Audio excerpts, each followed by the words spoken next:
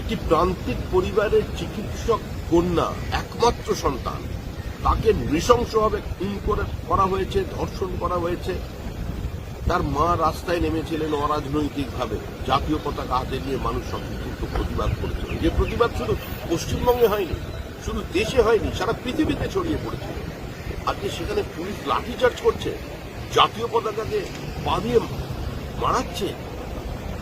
এটা যদি সংসদে আলোচনা না হয়, কোথায় আলোচনা? আমি সেই সংসদের প্রশ্ন করতে চাইছি, যেটাকে সমর্থন করেন।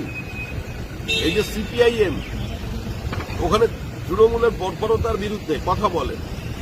যে দলের নেতা অধীর রঞ্জন চৌধুরী প্রতিনিয়ত তৃণমূলকে আক্রমণ করে চলেছেন এবং অধীর চৌধুরী মাপের নেতাকে তার নির্বাচনী কেন্দ্রের মধ্যে ফিজিক্যালি হ্যাকল করা হয়েছে, আক্রমণ করা হয়েছে। সবাই যখন একটা ঘটনার বিরুদ্ধে, এখানে আর মার্চ করে কি হবে? এই প্রশ্নের উত্তর দিন, তারপরে ওই দিকে যান।